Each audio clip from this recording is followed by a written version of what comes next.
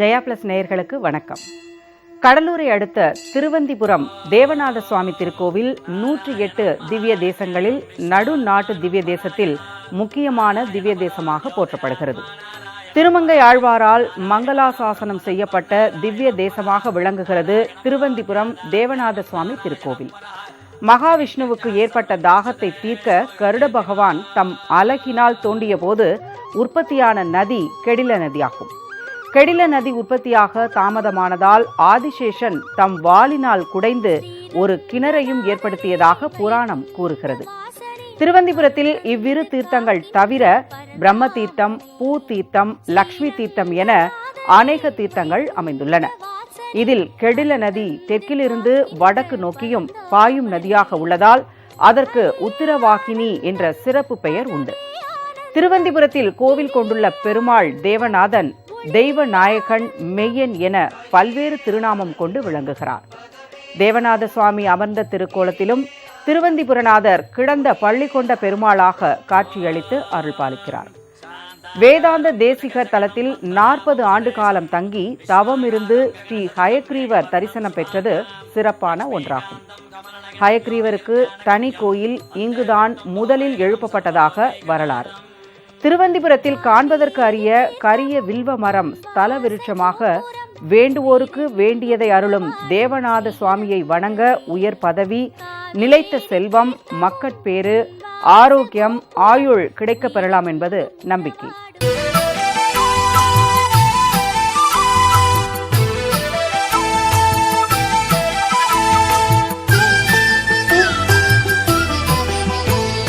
புரட்டாசி மாதம் முழுவதும் புகழ்பெற்ற திருமால் கோவில் திவ்ய தரிசனம் சிறப்பு நிகழ்ச்சியில் இன்று கடலூரை அடுத்த திருவந்திபுரம் தேவநாத சுவாமி திருக்கோவில் மகிமைகளையும் மகத்துவங்களையும் தரிசித்து அருள் பெறுவோம்.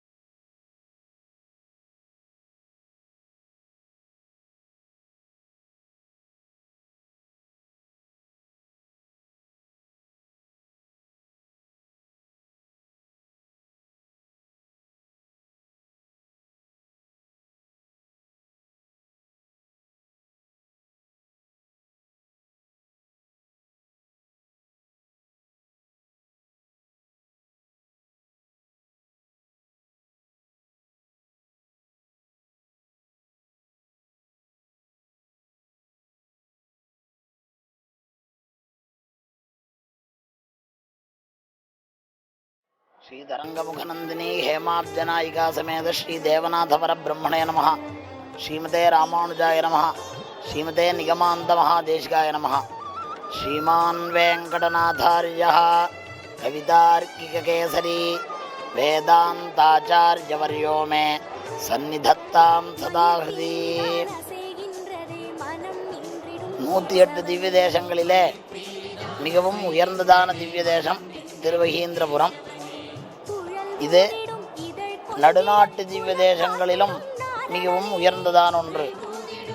இந்த திவ்ய தேசத்தை திருமங்கையாழ்வார் 10 பாசுரங்களாலே மங்களாசாசனம் பண்ணியிருக்கார். மேலும் இந்த திவ்ய தேசத்தில் 4 தீர்த்தங்கள் மிகவும் உயர்ந்ததான தீர்த்தங்கள் உள்ளன. சேஷ தீர்த்தம், கருட தீர்த்தம், பூதீர்த்தம், பிரம்ம தீர்த்தம் அப்படின்னு ஒவ்வொரு தீர்த்தங்களுமே மிகவும் உயர்ந்ததானது. இதை சுவாமி தேசிகன் கருட தீர்த்தத்தை கங்காதிகாம் விதததீம் கருடஸ்ரவந்தீம் அப்படின்னு கங்கையை காட்டிலும் மிகவும் புனிதமானது என்று சொல்லியிருக்கிறார். அதுவும் இல்லாத இந்த திவ்ய தேசத்துக்கு இன்னொரு பெருமையும் உண்டு. இந்த திவ்ய தேசத்தில் சுவாமி தேசிகன் சுமார் 40 வருடங்களுக்கு மேல் வசித்திருந்தார். இந்த திவ்ய தேசத்தை சொல்லும்போது சித்திக்ஷேத்திரம் என்பதாக சுவாமி தேசிகனின் வாக்கு. ஆகையாலே சுவாமி தேசிகன் தன்னுடைய மாமாவான அப்புள்ளாரிடம் கருட மந்திரத்தை உபதேசம் பெற்று இந்த திவ்ய தேசத்தில் ஔஷதகிரியில், அதாவது அயகிரிவன் இருக்கிற மலையில தவம் செய்து கருடன் பிரத்யட்சமானார். கருடன் ஒரு யோக ஹயக்ரீவரை சுவாமி தேசிகரிடம் அளித்து இதை திருவாராதனம் செய்து கொண்டு வருமாறு நியமித்தார். சுவாமி தேசிகனும் அவ்வாறே யோக ஹயக்ரீவரை திருவாராதனம் செய்து கொண்டு ஹயக்ரீவனை பிரத்யட்சீகரித்தார். உலகத்திலேயே முதலில் ஹயக்ரீவருக்கு சன்னதி ஏற்பட்டது இந்த திவ்ய தேசத்திலே. மற்றும் இந்த திவ்ய தேசத்தில் அநேக விசேஷங்கள் உண்டு. இந்த திவ்ய தேசத்தில் இன்னொரு வேற்றம் என்ன என்றால், பெருமாளுக்கு எந்த உற்சவங்கள் நடைபெறுகின்றனவோ அதை காட்டிலும் அதிகமாக ஆச்சாரியனுக்கும் உற்சவங்கள் நடைபெறுகின்றன. அதுவும் இல்லாமல் பெருமாளுக்கு துவஜாரோகணமாகி பிரம்மோற்சவம் நடைபெறும். அதே மாதிரி ஆச்சாரியனுக்கும் இங்கே துவஜாரோகணமாகி பிரம்மோற்சவம் நடைபெறுவது உலகத்திலேயே தனிச்சிறப்பு. இந்த சுவாமி நிகமாந்த மகாதேசிகனுக்கு 10 நாட்கள் உற்சவங்கள் நடைபெறுகின்றன. இந்த முதல் உற்சவத்திலே என்ன விசேஷம் என்றால், சுவாமி தேசிகனுடைய பிரம்மோற்சவத்தை ஹேமாப்ஜவல்லி தாயார் ஸ்ரீ தேவநாதன் 2 பேரும் தன்னுடைய சன்னதியிலிருந்து எழுந்தருளியிருந்து சுவாமி தேசிகனுக்கு உற்சவத்தை நடத்தி வைப்பதற்காக முதல் நாள் எழுகிறார். அதே மாதிரி சுவாமி தேசிகனுடைய வருஷத்திர நட்சத்திரமான புரட்டாசி திருவோணத்தன்றும் தாயாரும் பெருமாளும் ஏழி இங்கே உற்சவத்தை நடத்தி வைப்பர். இது வேற எந்த திவ்ய தேசத்திலும் இல்லாத காண கிடைக்காத ஒன்று. இன்றைய தினம் காலையில் பெருமாளும் தாயாரும் எழுந்தருளியிருந்து வேத சாற்றுமுறை கண்டருளியுடன் தாயார் பெருமாள் தேசிகன் மூவருக்கும் திருமஞ்சனம் நடைபெற்றது. பிறகு இப்பொழுது கண்ணாடி அறையில் பெருமாள் தாயார் தேசிகனுடன் அலங்காரமாக சேவை சாதிப்பார். பிறகு தலிகை அமுதை செய்து கோஷ்டி விநியோகம் ஆகும். சாயங்காலம் இதே கண்ணாடி அறையில் பெருமாளும் தாயாரும் சேர்த்தியில் திருவாராதனமாகி மந்திர புஷ்பங்கள் நடைபெறும். சுவாமி தேசிகனுக்கு விசேஷ மரியாதையும் மருளப்பாடும் நடைபெறும். மறுநாள் நித்தியோற்சவர் ஏழி தேசிகனுக்கு உலகத்திலேயே எங்கும் இல்லாதபடி ஹம்சத்வஜாரோகணம் கண்டருள்வர். பிறகு திருவாராதனங்களாகி பாராயணம் சேவாகாலம் சாத்துமறையாகி கிழக்கு வாசற்படியாக தேசிகன் எழுந்தருள்வர். பெருமாளும் தேசிகனும் வருஷத்தில் ஒரு நாளே தன்னுடைய பிரம்மோற்சவத்தின் அன்று இந்த கிழக்கு வாசல் வழியாக எழுவது வழக்கம்.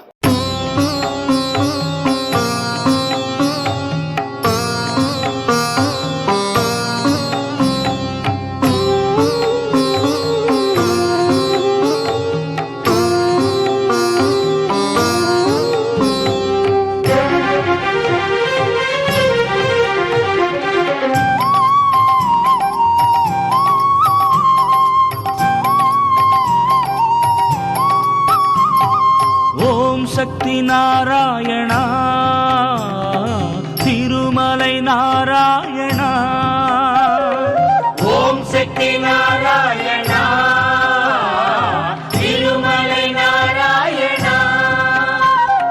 போற்றி போற்றி சரணம் போற்றி சரணம் சொன்னோம் உன்னை வாழ்த்தி. ஓம் சக்தி நாராயணா திருமலை நாராயணா.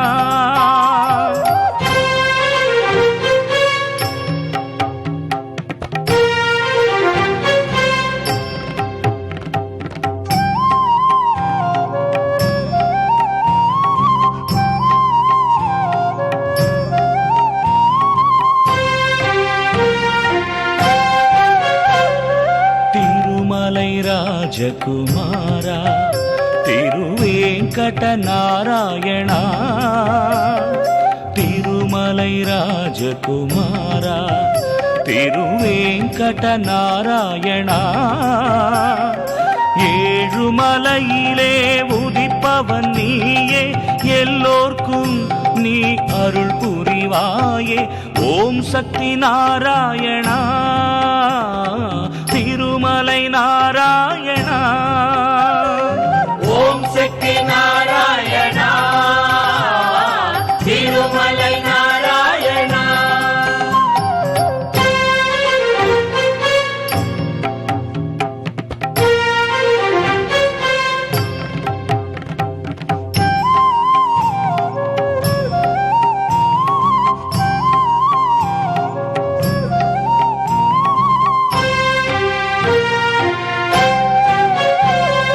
பார்க்கடல் ரகுகுல திலகா நீயே ஸ்ரீமன் நாராயணா.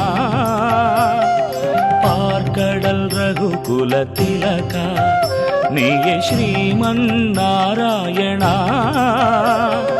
தங்கமழையிலே குளிப்பவன் நீயே எல்லோர்க்கும் அருள் மழை நீ பொழிவாயே. ஏடு கொண்டலா வெங்கடரமணா ஏடு கொண்டலா வெங்கடரமணா. கோவிந்தா ஸ்ரீ ஹரி கோவிந்தா. ஓம் நமோ நாராயணாய. ஓம் நமோ நாராயணாய. ஓம் நமோ நாராயணாய.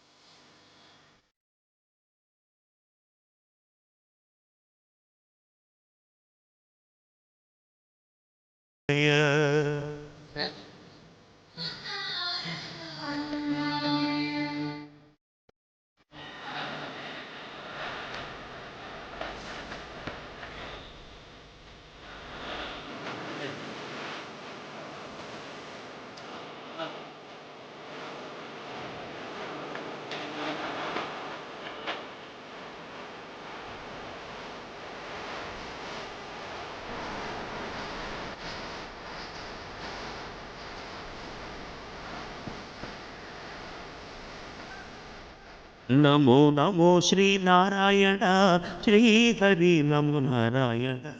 அருள் தரும் உன் பாதங்களை நாடினேன் ஹரி நாராயண.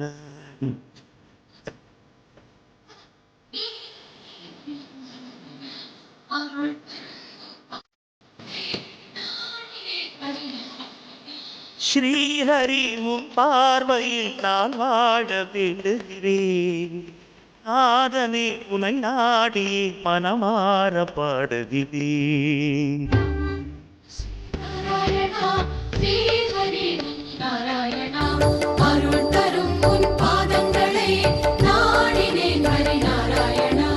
மங்களம் சுபமங்களம் கோவிந்தன் கீர்த்தனமே. கேட்டவர் இனி எய்துவார் பல சௌக்கிய பாகியமே. உயிரும் கோவிந்தம் இவ்வுடலும் கோவிந்தம் யாகம் கோவிந்தம் சுபயோகம் கோவிந்தம்.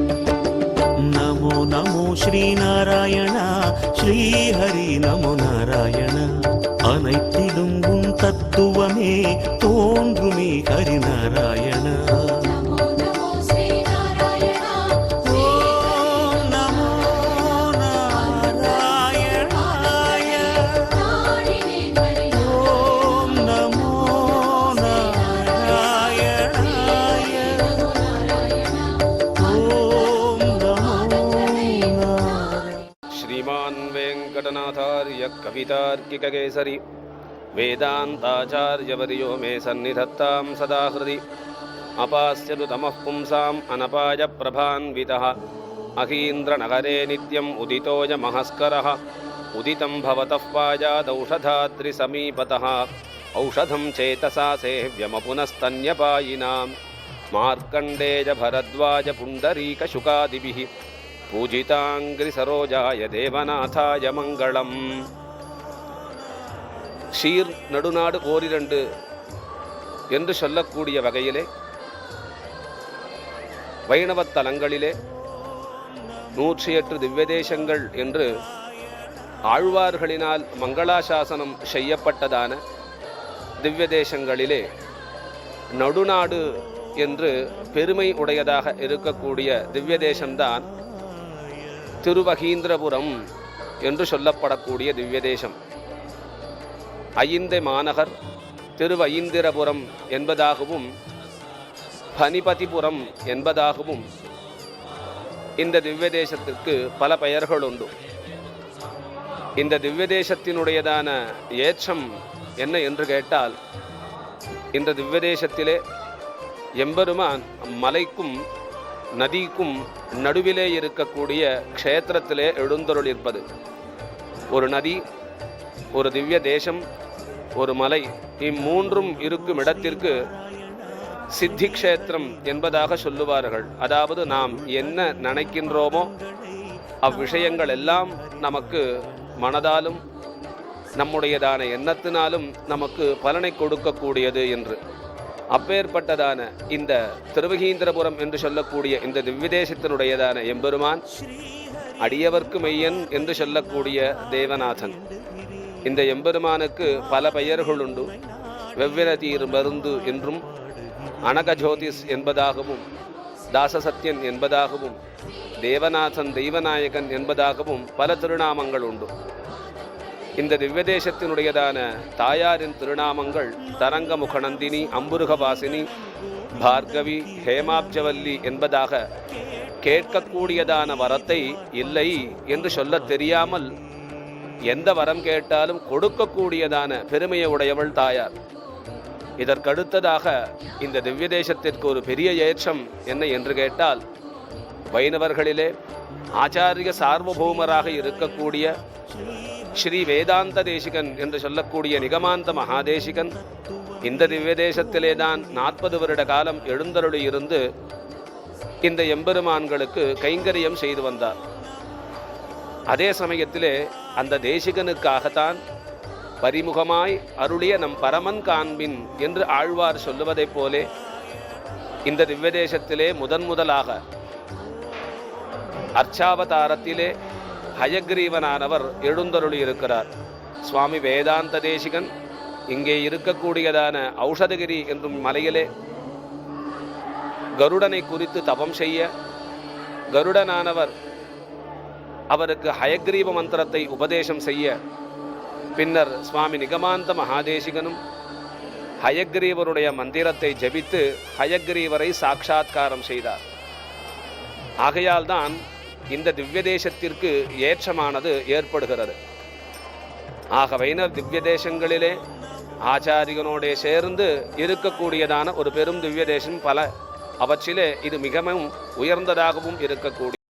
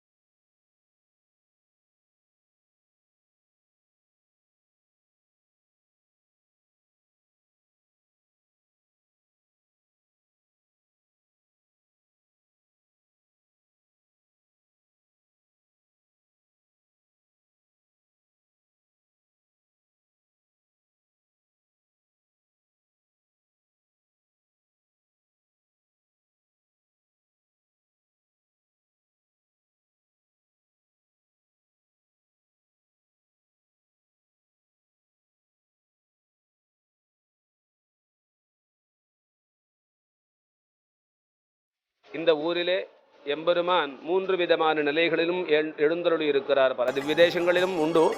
இங்கேயும் அதே போலே அமர்ந்த திருக்கோலத்திலே அந்தமில் சீர் ஐந்தை நகர் அமர்ந்தநாதன் என்பதாக அமர்ந்த கோலத்திலே அகீந்திரபுர நாதனாகவும், கிடந்த கோலத்திலே ரங்கநாதனாகவும், நின்ற கோலத்திலே தேவநாதனாகவும் 3 நிலைகளிலே எம்பெருமான் இங்கே அருள்பாலிக்கிறார். மேலும் இந்த திவ்யதேசத்திலே அந்த எம்பெருமானிடத்திலே பிரார்த்தித்து தாயாரிடம் வேண்டிக் கொண்டால் அந்த தாயாருடைய அனுகிரகத்தினாலே பல விசேஷங்களான திருமணங்கள் நடந்திருக்கின்றன.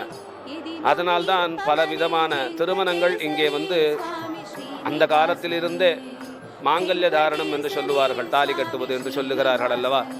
அந்த மாங்கல்ய தாரணத்தை தாயார் சன்னதியில் செய்வது உண்டு. காரணம் என்னவென்றால் பல நாள் கல்யாணம் ஆகாமல் இருந்திருக்கும். இந்த தாயாரிடம் வேண்டிக் கொள்ள இந்த தாயாரானவள் அந்த அனுகிரகம் செய்கிறாள்.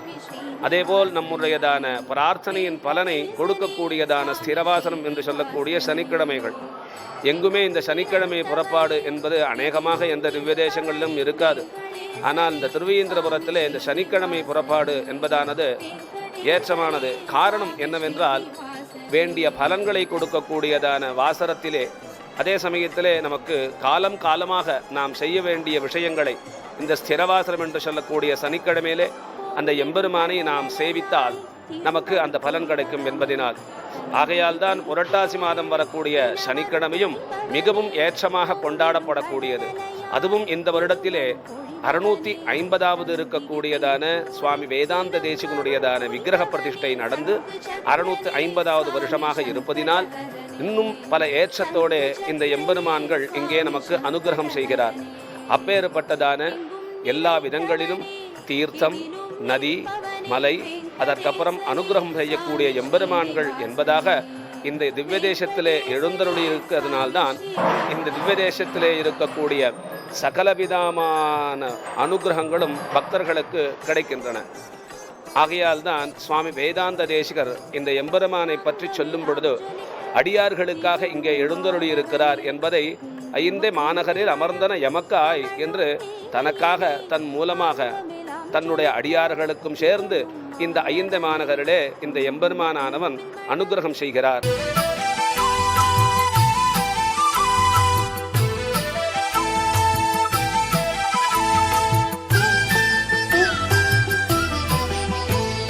இந்த இடம் தவம் செய்வதற்கு ஏற்றதான ஒரு பெரிய ஊராக இருப்பதினால், சித்தி க்ஷேத்திரமாக இருப்பதினால் இங்கே வந்து தேவநாதனையும் அந்த எம்பெருமானுடையதான அனுகிரகத்தோடே சேர்ந்து கொடுக்கக்கூடிய நின்னுடன் சேர்ந்து நிற்கணின் திருவே என்பதான தரங்கமுகநந்தி ஹேமாப்ஜ நாயிகா தாயாரையும் சுவாமி வேதாந்த தேசிகரையும் அவர் மூலமாக நமக்கு சாட்சாத்காரமான ஹயக்ரீவ எம்பெருமானையும் சேவித்து நாம் இந்த இம்மையிலே நாம் அடையக்கூடியதான பலனை நாம் பெறலாம் என்பது திண்ணம்.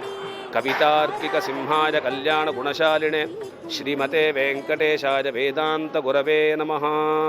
ஆழ்வாரின் பாசுரம் ஆண்டாளின் பாடல்கள் அன்றாடம் கேட்கின்ற ஸ்ரீரங்கனே. சயனம் ஆனந்தம் நயனம் ஆனந்தம் திருமண்ணானந்தம் திருவடி ஆனந்தம்.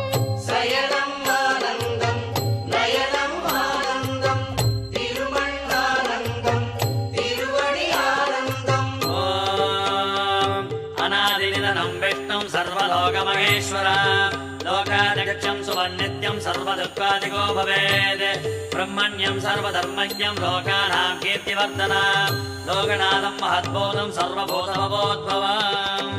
அலங்கார நாகமே அதன் மீது லக்ஷ்மியின் அன்போடு சயனிக்கும் ஸ்ரீரங்கனே. அலங்கார நாகமே அதன் மீது லக்ஷ்மியின் அன்போடு சயனிக்கும் ஸ்ரீரங்கனே. கோபி ஆனந்தம் லீலை ஆனந்தம் ரூபம் ஆனந்தம் திலகம் ஆனந்தம். கோபி ஆனந்தம் லீலை ஆனந்தம் ரூபம் ஆனந்தம். புரட்டாசி மாதம் முழுவதும் புகழ்பெற்ற திருமால் கோவில் திவ்ய தரிசனம் சிறப்பு நிகழ்ச்சியில் இன்று கடலூரை அடுத்த திருவந்திபுரம் தேவநாத சுவாமி திருக்கோவில் மகிமைகளையும் மகத்துவங்களையும் தரிசித்தோம். நாளை வேறொரு பிரசித்தி பெற்ற பெருமாள் திருக்கோவிலை தரிசனம் செய்வோம்.